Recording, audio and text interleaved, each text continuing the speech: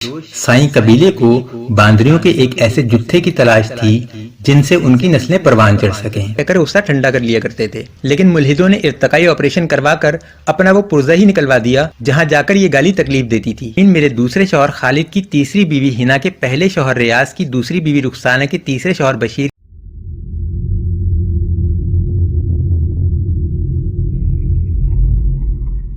मुल्हिदीन का एक एतराज ये भी है कि इस्लाम मर्दों को एक से ज़्यादा शादियों की इजाज़त क्यों देता है। मेरे नज़दीक इस एतराज़ की औकात महज इतनी ही है कि अगर आप मुल्हिदों को कहें कि चलो मर्दों की एक से ज़्यादा शादियों पर पाबंदी लगा देते हैं तो वो उसे भी कबूल नहीं करेंगे।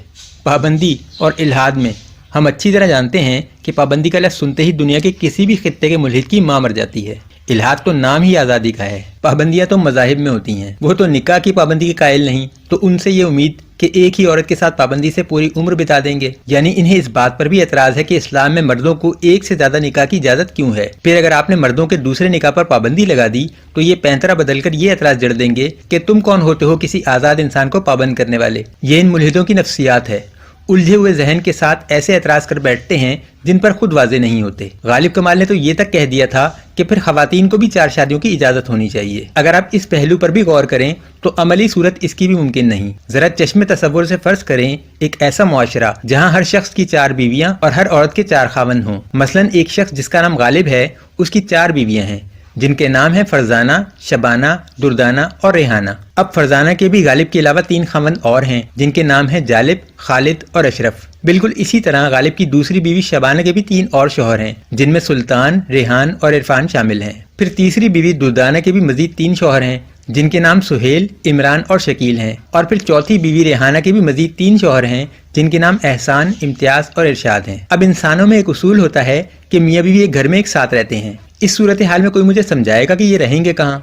स्टेडियम में? कौन किसके साथ रहेगा? बीवी शौहर के घर रहेगी या शौहर बीवी के घर रहेगा? अगर बीवी शौहर के घर रहेगी तो कौन से शौहर के घर, और अगर शौहर बीवी के घर रहेगा तो कौन सी बीवी के घर? ये बात मलहूज़ खातिर रहे कि अभी मैंने सिर्फ गालिब की 4 बीवियों के मजीद 3-3 शौहरों का तस्करा किया है। अगर मैं उन 3-3 शौहरों की भी मजीद 3-3 बीवियों का तस्करा करूं और फिर इस सिलसिले को इसी तरह आगे बढ़ाता जाऊं तो दुनिया की 7.5 अरब की आबादी में हर एक मर्द दूसरे का सांडू और हर खातून दूसरी की सौतन होगी। ये ऐसे ही होगा जैसे आप फेसबुक में कनेक्टिंग पीपल का इश्तिहार देखते हैं, या इस बात की बेहतर तशरीह के लिए आप एवोल्यूशन ट्री देख लें, यानी कौन सी शाख से क्या चीज़ जन्म ले रही है किसी को नहीं पता। अच्छा भला सूअर आगे चलकर कुत्ते में तब्दील हो जाता है, कुत्ता बंदर में और बंदर मुल्हिद में। सब आपस में एक दूसरे के रिश्तेदार हैं। पहले हमें मुल्हिदों पर गुस्सा आता था तो उन्हें बच्चे ये बात कहकर गुस्सा ठंडा कर लिया करते थे, लेकिन मुल्हिदों ने इर्तकाई ऑपरेशन करवाकर अपना वो पुर्जा ही निकलवा दिया जहाँ जाकर ये गाली तकलीफ देती थी। अब आप उनको जो मर्जी कहते रहें, उन्होंने कहना यही साइंस है। बहरहाल मैं बात कर रहा था कि कौन किसके घर रहेगा। हो सकता है कि मुल्हिद इस मसले का ये हल पेश करें कि सब अपने अपने घर में रहें, सिर्फ रात को मिलन की गर्ज से शौहर बीवी के घर जाए या बीवी शौहर के घर। लेकिन इतना पूछने का तो मुझे हक है कि जो बच्चे पैदा होंगे वो कहाँ रहेंगे, माँ के घर या बाप के घर? अगर माँ के घर रहेंगे तो क्यों?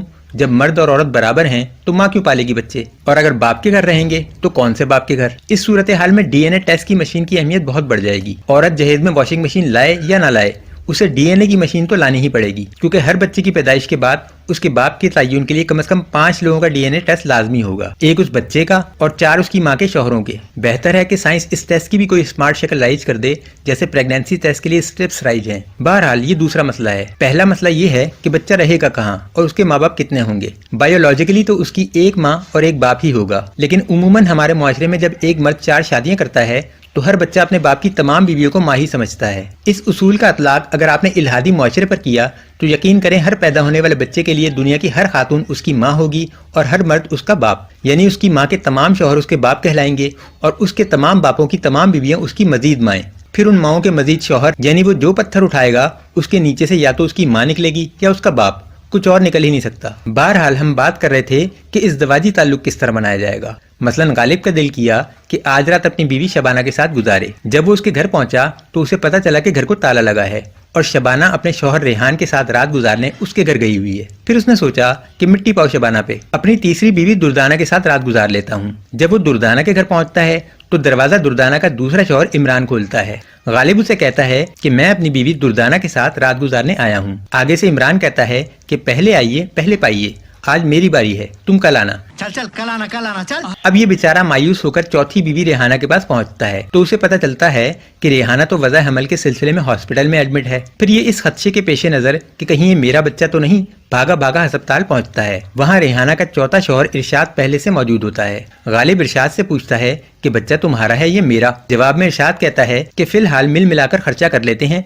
बाद में डीएनए टेस्ट से फैसला हो ही जाएगा। ये दोनों मिलकर रेहाना के तीसरे शौहर इम्तियाज को फोन करते हैं तो वो जवाब में ये कहता है कि मुझे डीएनए की जरूरत ही नहीं, ये बच्चा मेरा तो हो ही नहीं सकता। जब ये दोनों वजह पूछते हैं तो वो बदनसीब आगे से रोना शुरू कर देता है कि मुझे तो कई साल गुजर गए अपनी किसी भी बीवी से मिले हुए। मैं अपनी जिस बीवी के पास जाता हूँ वो आगे अपने किसी और शौहर से मिलने गई भी होती है। मेरी रातें तो बीवियों के घरों के दरवाजों पर गुजरती हैं। कई मरतबा दरवाजे पर लिख कर आ जाता हूँ कि फारिग होकर मेरी तरफ भी चक्कर लगा लेना, लेकिन हराम है जो कभी कोई बीवी मिलने आई हो। मेरी 4 बीवियां हैं और चारों के पास मेरे लिए टाइम नहीं। बहरहाल उसकी दुखभरी दास्तान सुनने के बाद ये दोनों रेहाना के पहले शौहर एहसान को फोन करके बुलवा लेते हैं। फिर जब बच्चा पैदा हो जाता है तो सबके डीएनए टेस्ट होते हैं और एक नया मसला जन्म लेता है। बच्चे का डीएनए किसी से भी मैच नहीं कर रहा। मजबूरन उन्हें रेहाना के चौथे शौहर इम्तियाज के जख्मों पर नमक छिड़कने के लिए उसे दोबारा फोन करना पड़ता है कि भाई हम में से कोई भी इस बच्चे का बाप नहीं, लिहाजा अब तुम भी अपना डीएनए करवा लो। इम्तियाज एतराज करता है कि भाई मुझसे कसम ले लो जो पिछले कई सालों में कभी ये मेरे ख्वाब में भी आई हो और मुझे सुबह उठकर नहाना पड़ा हो। मैं अगर इसके दरवाजे तक गया भी हूँ तो जैसे सूखा गया हूँ वैसे ही सूखा लौटता हूँ। इस दुनिया में पिछले कई सालों से जो बच्चे पैदा हो रहे हैं उनमें से किसी के साथ भी मेरा किसी भी किस्म का कोई ताल्लुक नहीं। बहरहाल ये तीनों किसी तरह बहला फुसलाकर इम्तियाज को बुलवा लेते हैं और उसका भी डीएनए टेस्ट होता है।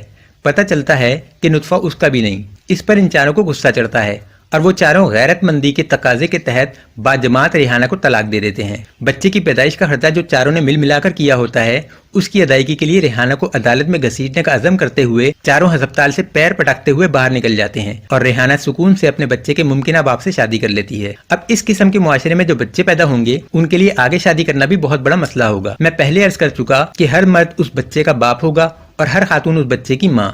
तो शादी किससे करेगा?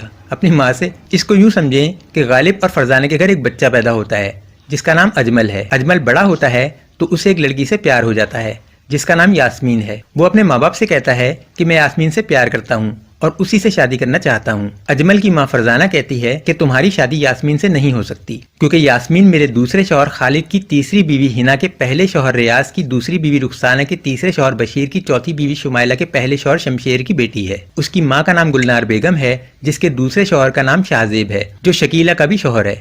वही शकीला जो इरफान की तीसरी बीवी है और इरफान को तो तुम जानते ही हो, तुम्हारे बाप गालिब की दूसरी बीवी शबाना का शौहर। तो ये लड़की यास्मीन हर रिश्ते से तुम्हारी बहन ही लगती है, माँ की तरफ से भी और बाप की तरफ से भी। अपनी बहन से शादी करोगे, नाक कटवाओगे हमारी बरादरी में। अजमल ये सुनकर अपने बाल नोचता हुआ जंगल में निकल जाता है। जंगल में उसे 4 बांदरियां मिलती हैं जिनके साथ कोई बंदर नहीं होता। अजमल उनके साथ रहना शुरू कर देता है और एक अजीम इल्हादी मुआशरे की दागबेल डाल देता है। गालिब कमाल 21वीं सदी के माली खोलिया की तारीख से माखूज एक अजीम शान दास्तान है।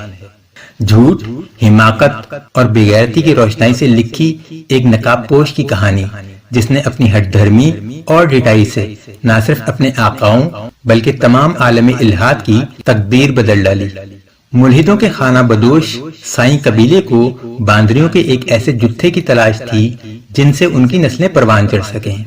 साईं कबीले के सरदार सैयद अमजद हुसैन के बेटे गालिब कमाल ने इल्हाद की सरबुलंदी की खातिर अपनी जानो माल और अजीजो अकारब को खतरे में डालकर अपने चुडुओं के साथ मुख्तलिफ अदवार में सलीबियों, मुसलमानों, फ्री थिंकर्स में मौजूद गद्दारों और दीगर इल्हाद दुश्मन अनासिर को शिकस्त दी।